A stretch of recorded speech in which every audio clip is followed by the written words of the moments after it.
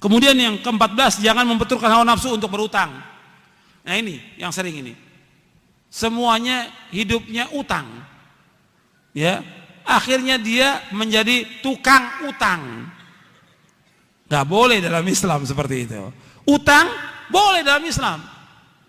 Utang. Ayat yang terpanjang dalam Al-Quran, dalam surah Al-Baqarah, ayat tentang utang. Boleh. Tapi jangan turunkan hawa nafsu untuk utang. Kalau kita mampu kita beli, kalau enggak kita sabar. Kalau kita mampu, ini enggak semuanya utang. Semuanya. Sepeda utang, perabot rumah tangga utang, bajunya utang, baju utang, kerudung utang. Semuanya utang. Enggak boleh. Susah nanti hidupnya dia. Dan kesian juga kalau dia meninggalkan hutang buat istri dan anaknya. Dia mampu dia beli, enggak sabar dia. Sabar. Udah hidup dengan apa yang ada. Dengan apa yang ada. Itu para sahabat demikian. Para sahabat hidupnya nikmat mereka. Mereka terus ibadah kepada Allah, mereka kerja, mereka usaha, mereka dagang, mereka mencari nafkah. Mereka enggak memperturutkan hawa nafsu untuk berutang. Kalau betul-betul terpaksa baru mereka utang. Tapi mereka tepat janjinya. Enggak seperti sekarang. Waktunya bayar utang, afwan ya akhi. Afwan. Saya nggak perlu afwan, saya perlu duitnya. Afwan. Bulan depan afwan lagi. Saya nggak mau dibayar dengan afwan, saya mau dibayar pakai uang. Antum pinjam uang kan sama saya, bayar dengan uang, bukan dengan afwan. Gitu. Banyak yang seperti itu. Makanya ini masalah utang masalah besar. Dan ingat, Nabi tidak mau menyolatkan orang yang punya utang 2 dinar. Nabi gak mau sholatkan. Dan utang ini akan ditutup sampai hari kiamat. Semua orang yang mati syahid dosanya diampuni kecuali utang, kata Nabi. Yughfaru lisyahidi kullu dzanbin illa dain. Diampunkan semua dosa orang yang mati syahid kecuali utang. Utangnya tetap akan dituntut sampai hari kiamat.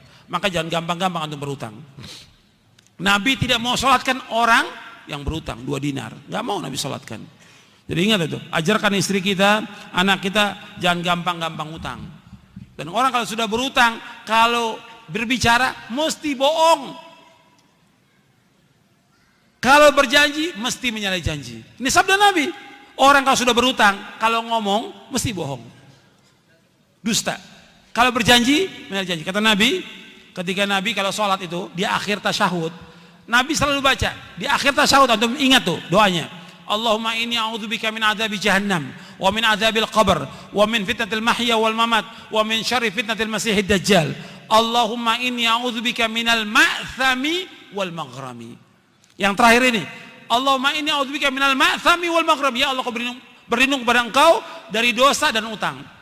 Aisyah bertanya, Rasulullah, kenapa engkau banyak berdoa kepada Allah berlindung dari dosa dan utang? Apa kata Nabi? Innar rajula idza gharima hadatsa fakadzaba wa wa'ada fa akhlafa. Sesungguhnya apabila seorang itu dia utang, maka dia berbicara mesti dusta, mesti bohong. Kalau berjanji mesti dia menyalahi janji. Dan ini kenyataan. Dan ini tanpa kecuali yang seperti ini. Yang orang awamnya, yang penuntut ilmunya, yang ustadznya. Ini nggak benar yang seperti ini. Harus diperbaiki lagi. Akhlaknya diperbaiki lagi. Gitu. Kalau utang harus bayar. Kalau kita sudah janji sepekan, sebulan, 2 bulan bayar. Kalau 2 bulan sudah kita usaha untuk bayar, kita nggak mampu bayar, kita bilang datang kepada orangnya. Maaf, saya ini sudah usaha, ikhtiar, tapi saya belum mampu untuk bayar. Ngomong kepada orangnya, ngomong. Dan orang yang mengutangkan, dia harus memberikan tempo. Wa in kana dzu usratin fanadhiratun ila maisarah. Wa anta saddaqu khairul lakum in kuntum ta'lamun, kata Allah dalam surah Al-Baqarah. Kalau orang yang punya kesulitan gak mampu bayar, kamu berikan tempo sampai dia lapang. Kalau kamu sedekah kepada dia lebih baik, kata Allah. Kita ngomong, ini enggak waktu mau utang luar biasa.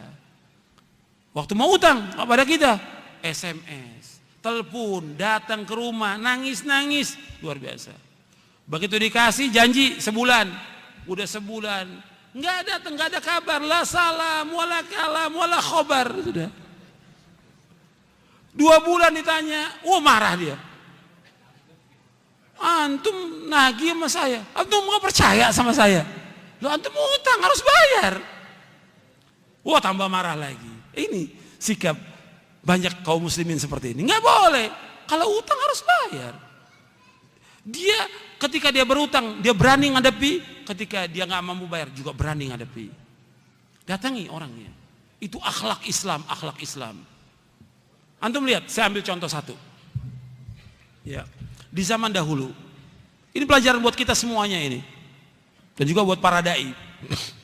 Di zaman dulu, sebelum Nabi Muhammad, jauh sebelum Nabi Muhammad SAW, cerita Nabi, ada seorang berutang 1.000 dinar, dia utang kepada seorang. Kemudian siapa janjinya? Kamu berjanji, siapa saksinya? Kamu berutang pada saya? Allah. Siapa? Saksinya Allah. Siapa jamin? Allah. Kata dia. Allah, dia bilang. Sudah, harinya dia berangkat safar dengan perahu ke satu tempat. Ketika sudah janji pada waktu itu, nggak dapat perahu dia untuk menyeberang. Tapi dia sudah berjanji pada orang itu. Ingat dia janjinya. Dia masukkan uang itu, 1.000 dinar itu ke dalam kayu. Dilemparkan, ya Allah, dulu saya pernah berutang pada si fulan. Dan pada hari ini saya harus bayar. Waktu dia tanya, siapa saksinya? Engkau ya Allah. Siapa penjamin engkau? Ya Allah, sampaikan barang ini kepada dia. Dilempar ke tepi pantai. Sampai kepada orang itu. Orang itu sudah nunggu di pantai. Diambil kayu itu, dibuka 1.000 dinar itu. Kemudian sudah dibawa. Kemudian berapa hari kemudian baru dapat perahu dia. Dia bawa lagi uang 1.000 dinar.